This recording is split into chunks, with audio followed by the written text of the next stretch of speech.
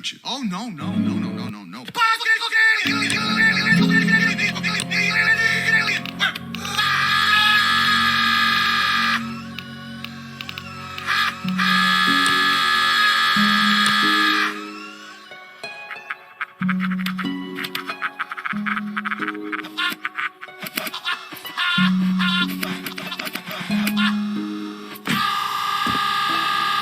I'm not gonna give up yet. If fish can live underwater, then so can I.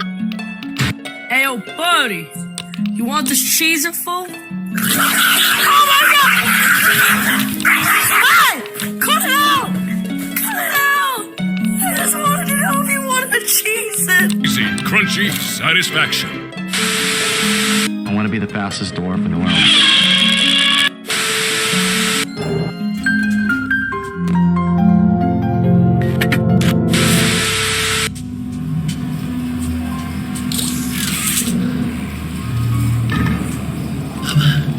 What?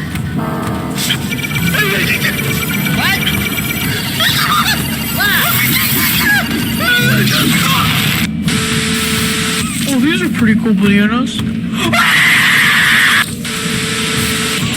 come on, over the plate. Let's see the old stuff here, pal. Come on now, chuck, baby. Up, baby. Here's the pitch. And he is out of here.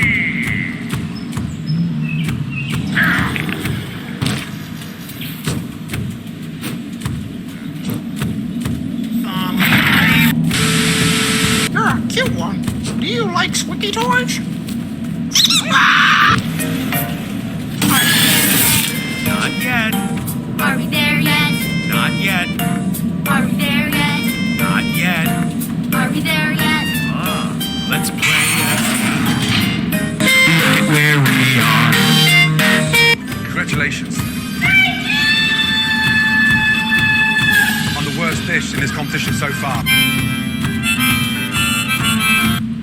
I want to reboot the old sitcom Step Right Up, and I want to do it with the original cast. The comedy cavalry has arrived. Good morning. We don't need a bunch of dinosaurs. They're legends, and they're hipper than you think. Where can I find a fax machine?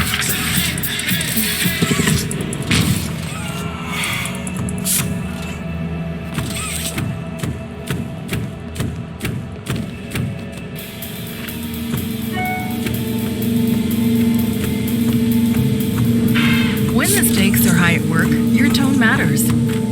Grammarly's advanced tone suggestions can help. Because when you write with just the right confident tone, you can meet any challenge to move your project forward. Grammarly's advanced tone suggestions can help you find just the right personable tone to motivate and build trust with your team.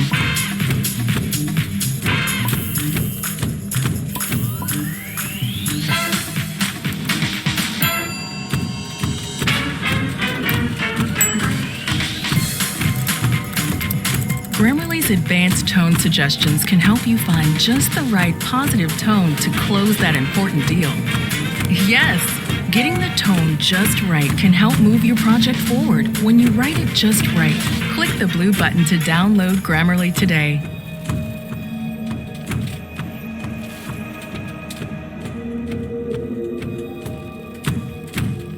Today's secret ingredient is...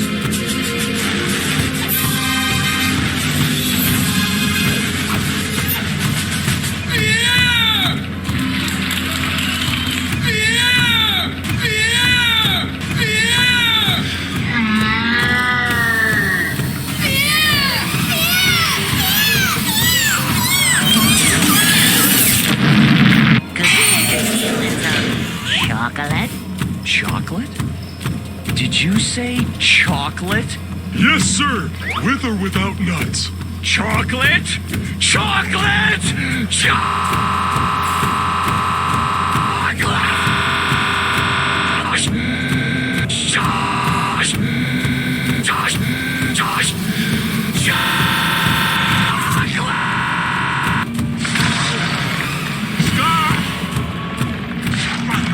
Brother, help me.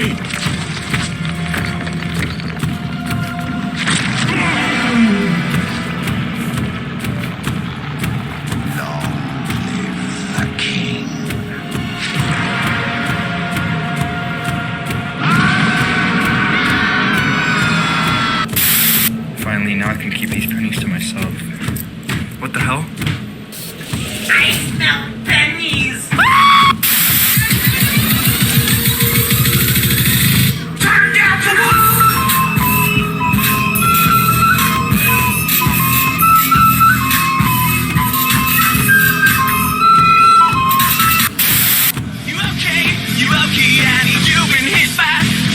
Struck by. Mary, you won't let go of me. Oh, yeah. Bring out the arm. I think it worked. Gonna catch me riding dirty.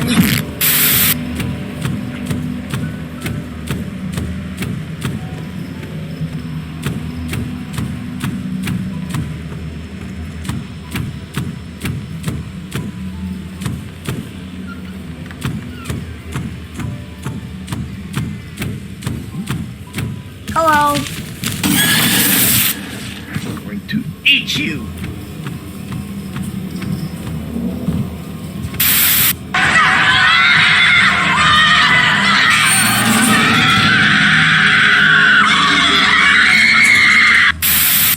What you want me to do with this? Eat it? Happy birthday to the crab! Marco. Hello. Marco. Hello. Marco. Hello. Marco. BlackBerry or Samsung? BlackBerry. BlackBerry or HTC? BlackBerry.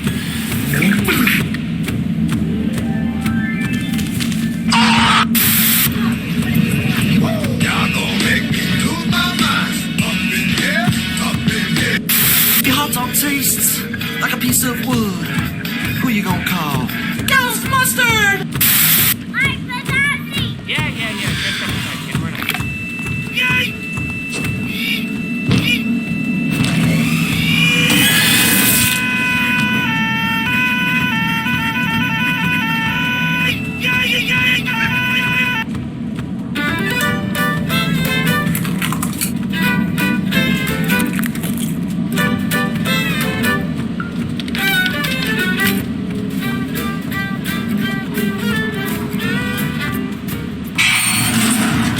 And some good news now. Buffalo Bills player Damar Hamlin has been discharged from hospital today.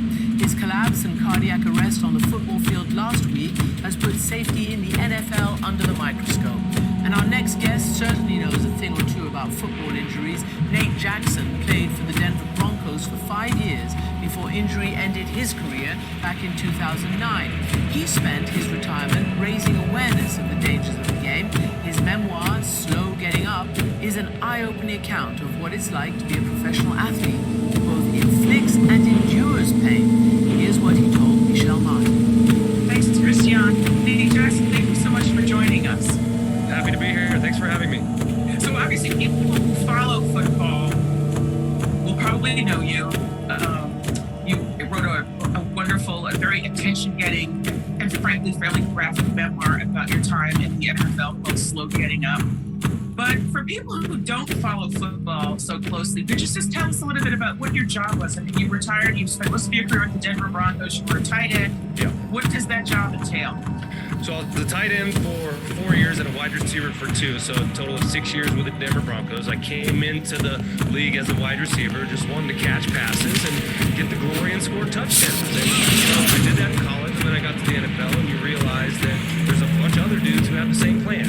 And so you have to kind of fall in and do what's asked of you. And after a couple years as a receiver, I was asked to put on some weight and play tight end, which is a much more physical position. You're down next to the offensive lineman, your hands in the dirt, you're blocking those really large human beings who are really good at their jobs. But also I got to catch passes as well.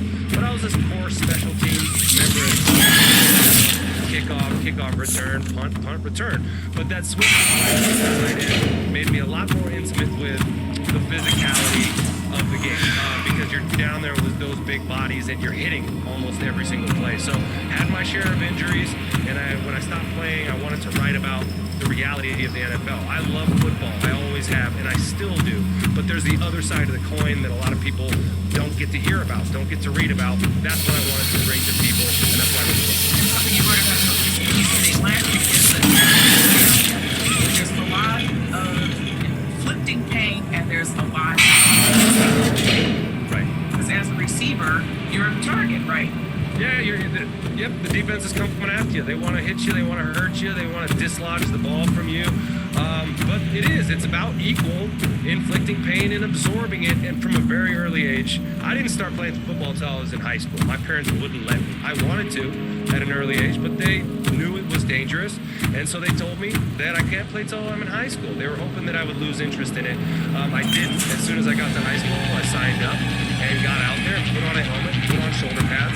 I had been playing at the park with my friends. I had been playing in the streets with my friends, watching every single game that came on. But there's nothing like the visceral reality of putting on a helmet, putting on shoulder pads, and running full speed into an unrealistic game. That's really what it is. And on day one of football practice, I realized that the sport was a lot easier than I thought. Consuming it on television, playing in the street with my friends. Hard plastic and metal sinking into your subtle flesh and bone day after day after day. The pain is a constant, and it becomes a badge of honor. It's about who can endure the most pain. The more pain you can take, the tougher and the more you're celebrated. And so that becomes ingrained in football players at an early age. And then the inflicting part of it, when you're desensitized to your own pain, you're not thinking about your own. I'm certainly not thinking about the pain of my opponent. So when I hit somebody really, really hard, I'm not worried about how much that hurts him.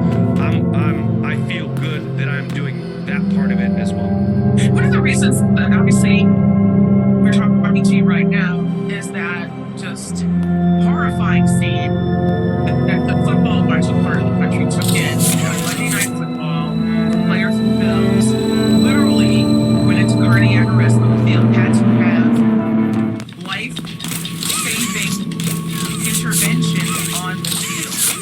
And, we're experiencing this as like a terrible shock. But one of the things that you point out in your book and that you've written about subsequently is that we really shouldn't be shocked. Is that right? Well, when you're strictly talking about the action on the field and the collisions and the violence and the speed and the velocity, no, we shouldn't be shocked. And the fact that we see the guys just pop up from these huge hits, we call them routine football hits, it desensitizes us, the audience, to what those guys are really going through, the physicality of what they're doing. But when you're down there on field level, watching these guys, how quickly they move, how big the collisions are, the equipment that some people think, Europeans, when they talk about football, they say, oh, you guys are wimpy because you have to wear this armor over you. Well, that armor becomes your most dangerous weapon on a football field. I know the best way to bring down a larger man is to use that armor and hit him with it. So that becomes a weapon. And so it is surprising to me that more stuff like this doesn't happen. I have been on the field in 2007, for example. We played a game in Buffalo. Kevin Everett was a player for the Buffalo Bills. He covered a kickoff, had a routine tackle, put his head down, and he broke his neck. He was motionless on the football field for 15 or 20 minutes. You could hear a pin drop in the stadium.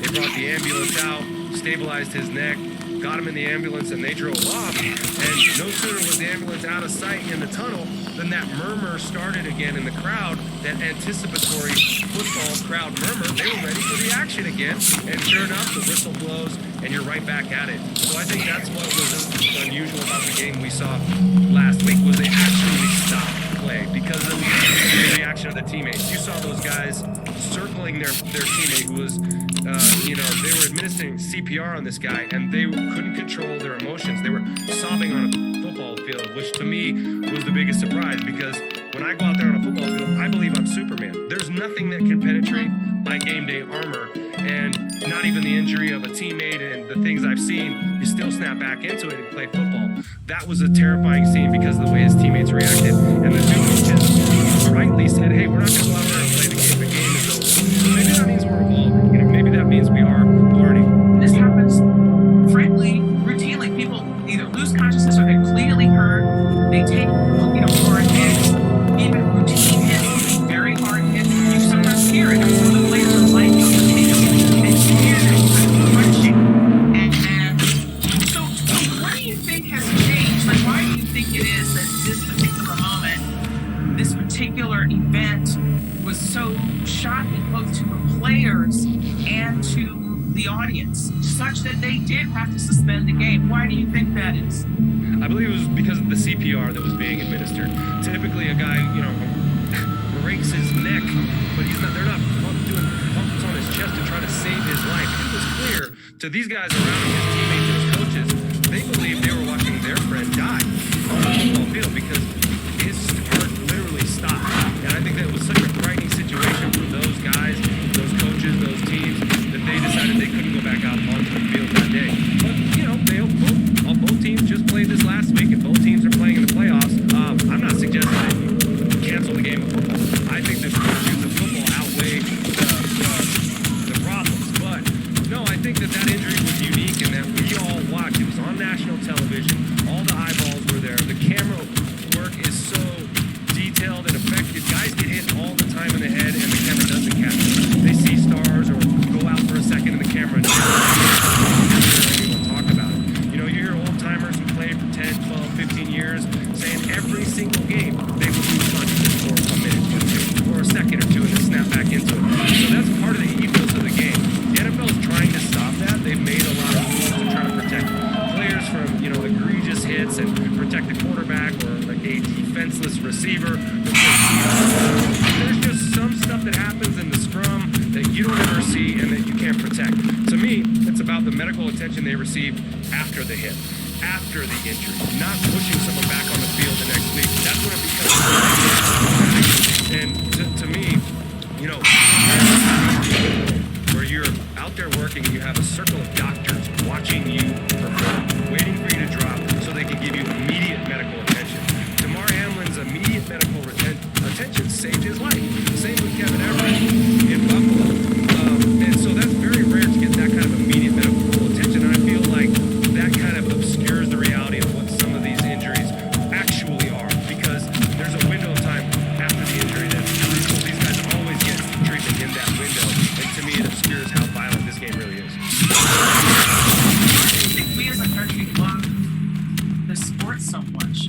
Why does it have such a grip on us? What do you think?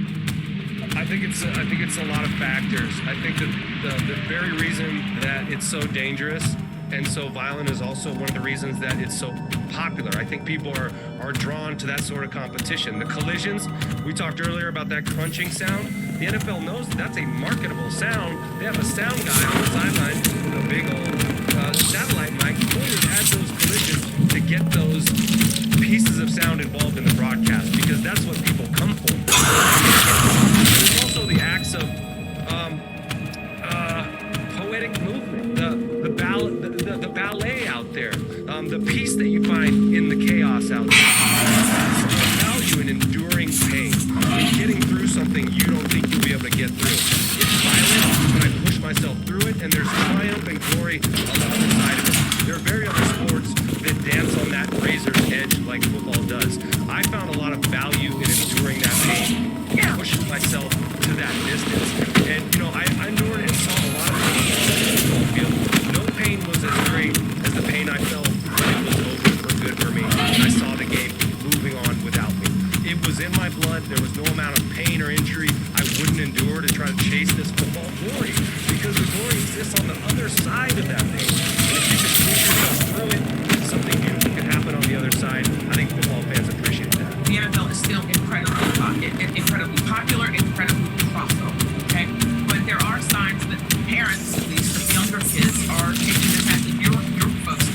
They're not letting their littlest play.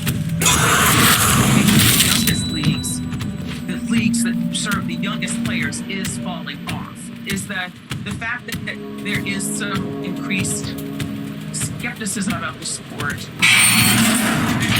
decision-making at the highest levels? It certainly is affecting decision-making. The NFL is very aware of the youth participation in the sport. They want to facilitate as many kids playing football as possible.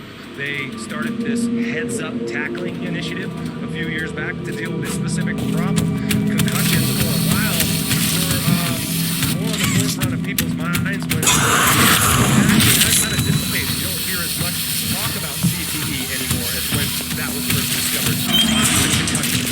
But I think some parents are still reticent of it, and rightly so. Not every kid should be playing football. When people ask if I'm going to let my son play football, he's 3 years old, I say I don't know. I don't know what kind of athlete he'll be. I don't know if he'll be cut out for it. And I think sometimes the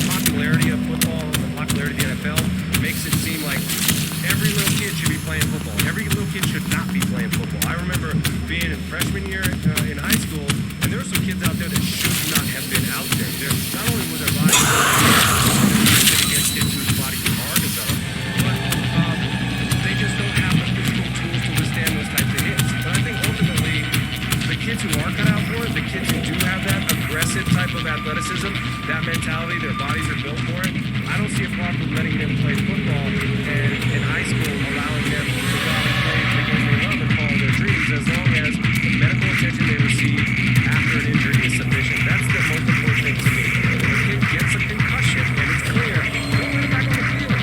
Take his helmet away. Don't get swept up in the tornado of emotion from the football field and make you think like the only thing that matters here is winning this football game. It's the livelihood that all these guys are involved in and invested in. And so when a player tells you, I'm fine, I can go, you look in his eyes and you believe him because you want to win this game, you send him back out there against his best interest. And that's when the real problems come. Not the first concussion, but the one you get 5 days later, the one you get 2 weeks after that. That's when you need to protect these guys. So I guess the question is, where does that ethical responsibility lie? Is it the audience? Is it those of us who watch? Who just so enamored of seeing what the human body can do? Where is it? Where do you think it is? It's a great question because the football players who play, they do love the game. They are on their own journey. No one's forcing them to do that. They fall in love with doing it at an early age. They're achieving their dreams. But the attention that they get when they play the game well has nothing to do with them. It has to do with our affection with the game. It has to do with the fans. It has to do with the money involved. It has to do with the betting involved. It has to do with the television contracts. I think the top 50 most viewed television shows last year were all NFL football games. Like an NFL preseason football game, it's a higher viewership than a World Series game. Okay? People are obsessed with watching this game, of being brought into the drama, to the violence, to the collisions. No players were forced to do it. And a lot of people say, you know what you signed up for, and so you can't complain about it. Yes and no. You know it's violent, but you don't know the extent of what you're risking as far as the brain damage. And we do know a little more about that now. The players in meetings, for example, at the facility, they're not talking about their bodies and their health. They're talking about how to go win this football game. So the best interest of the player's health is not always kept in mind. That's why the union is really important. The neurological specialists who are working with these players are very, very important. But the ethical quandary, I think just the popularity of it shows that there's a lot of people who don't care, what the players are risking. They want their football no matter what. The story I told about Kevin Everett nearly dying on the field, as soon as they got him out of the stadium, the game continued. People wanted to see a football game. And so as long as that interest is there, there's going to be guys willing to go out and sacrifice their health to play the game. You still watch? I do. I talk about it. I host a radio show and I talk about sports for a living. I still love the game. I love the competition. I love what goes into having to be good at it. Football is one of those sports where you can't cut corners. You can't fake it. You can't phone it in or like it way. You have to work hard and do things the right way and the results show up on the field. If you let up just a little inch for 1 millimeter of a second, you lose. The play doesn't work, you lose the game. It requires everyone going all out the entire time. It requires that many people, 53 guys on the team, plus like 15 to 20 coaches, all those guys working together to accomplish one goal. I think that's what I value so much about it. The life lessons, persevering, not dwelling on your mistakes, believing in yourself, trusting the guys around you, being part of a team. That stuff is virtuous and has a role in the outside world. And so I think football teaches great lessons to people. But the medical attention has to be delivered adequately and immediately and not force these guys back on the field if they have it in. Thanks so much for talking to me. Thanks, Michelle. Appreciate it.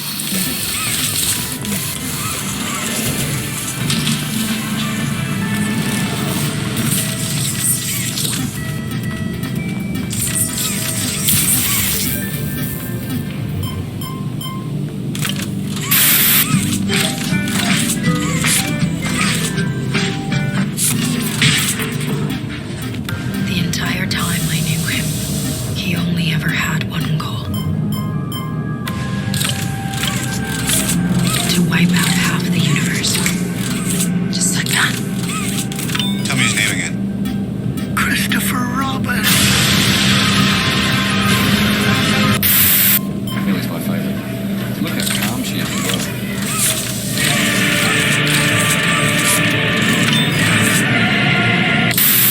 we are going to be looking at the optimal mathematical way to play Monopoly.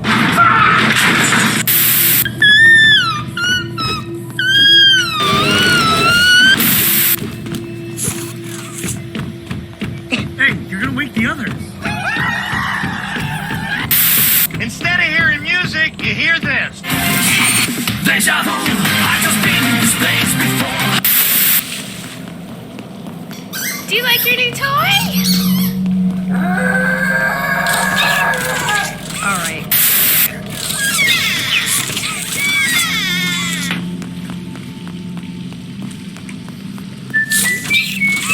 You look like Scooby-Doo. I'm free. Spider-Man, Spider-Man, does whatever. I don't feel so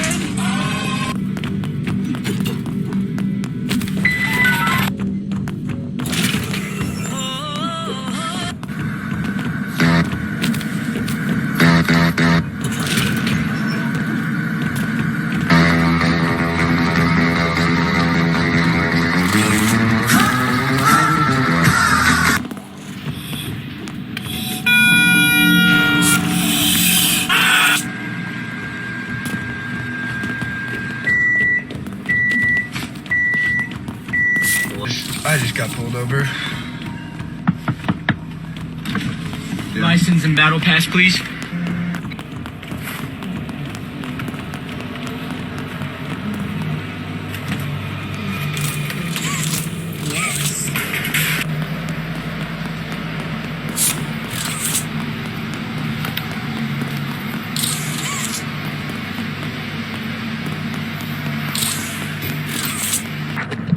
Open the blinds and maybe we're gonna see some stars out today. This is the most perfect looking chicken sandwich I've ever seen in my life. Like, bro, look at that bun. That shit is a nice one. Water. Water. Water. Long ago, the four nations lived together in water.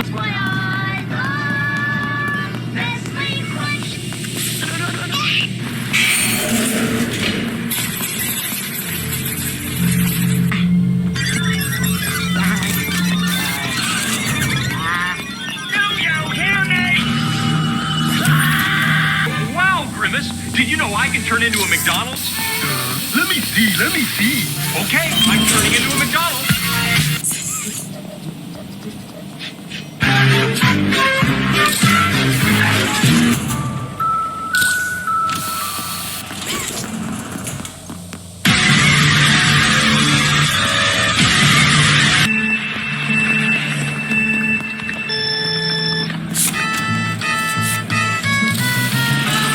Wonder what is going on inside their head.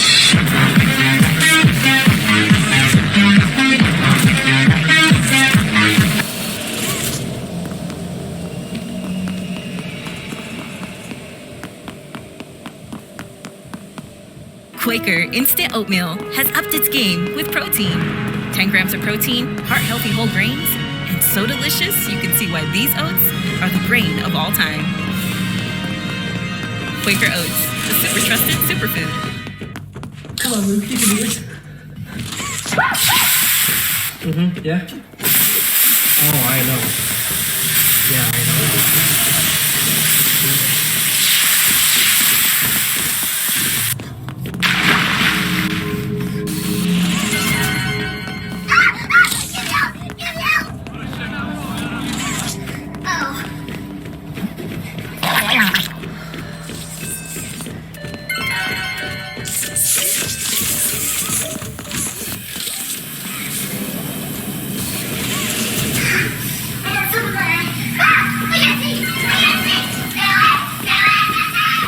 How much would you sell your horse for? I'd sell it to you for $2,000.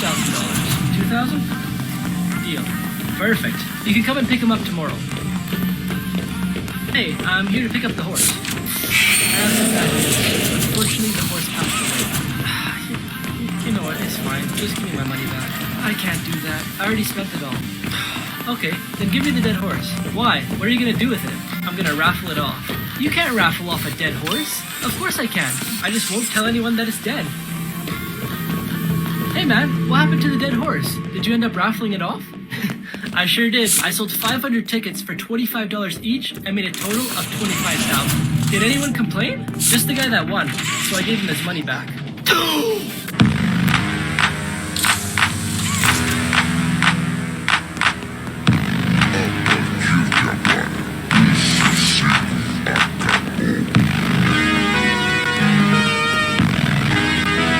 Who made this mark on the wall? That was Luke, it wasn't me. No, it wasn't me. What are you talking about? Luke, tell me the truth. I am telling the truth. Why would you blame me for ruining a wall in Jimmy's bedroom when I never go in there? It's true, Mom. He hasn't been in my room today. What? So you're saying you did it? No, Luke still did it. That's what I thought. Jenna Ortega? Hello. What are you doing on Omegle? I'm bored and I don't have much to do, but I also do strength. And water.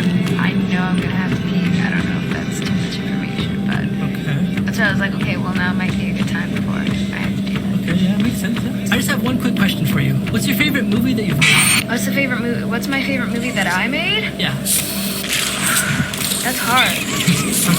I don't watch my stuff, so that's the only thing. I could base it off of maybe experience shooting or. Yeah, no, I understand. It's fine. I create like TikToks and YouTube videos, and it's fine when I'm the only one watching them. But if my parent or like a friend is watching it and I'm in the same room as them, I tell them to like shut it off or I'm leaving the room. I can't do it. This is so awkward. I'm gonna go. Okay, bye. It's nice to meet you. I think it's like, Mom, why did you never tell me that I was adopted? What are you talking about? You're not adopted. Well, today in class we did a DNA test, and I matched with some random people that I've never even met before. What? No, that's not right. Honey, you tell him.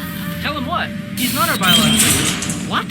What do you mean? Remember our first few nights in the hospital when our baby wouldn't stop crying? Yeah, and I told you to change him. Yeah, and I did. How can I help you guys today? Hi, my wife and I are looking for a vehicle that'll fit us and our 3 kids. I think I have the perfect one in mind. Follow me. Alright.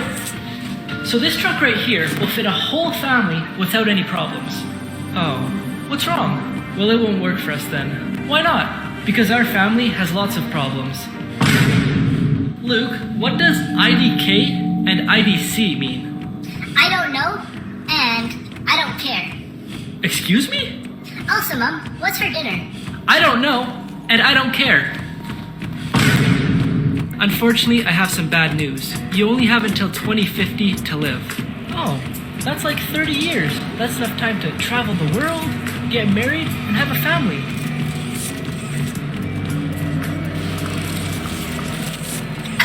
I'm done. I'm so full that if I eat anymore, I'm gonna throw up. Let me take that away from you then. Honey, do we have any dessert? Actually, I just picked up some brownies today. I'll bring them over.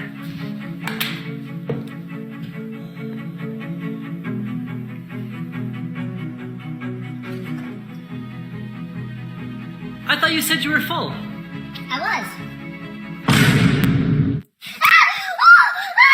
Is everything okay? I had a really scary dream, and now my stomach hurts. What was it about? It was about me eating a really large marshmallow. A large marshmallow? Luke, where's your pillow? Toxin.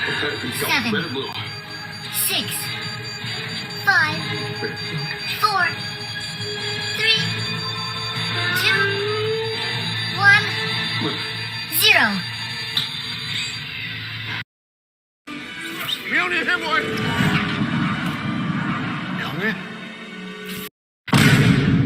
Mom, after you're done shopping, can we get McDonald's on the way home? No, we have plenty of food at home.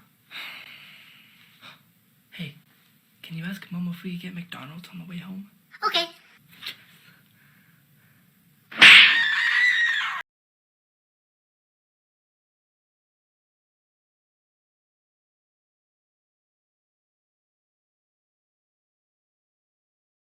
Find it. No. Where did you use it last? I'm like 99% sure it was when I was laying in bed, but I already looked in my bedroom. Did you leave it in the bathroom? Let me go check.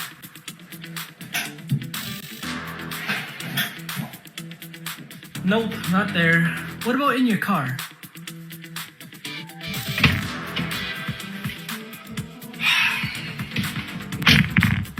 I couldn't find it there either. You said you were on it in your bed. Did you check underneath it? Oh, no, I don't think I did. I can't see.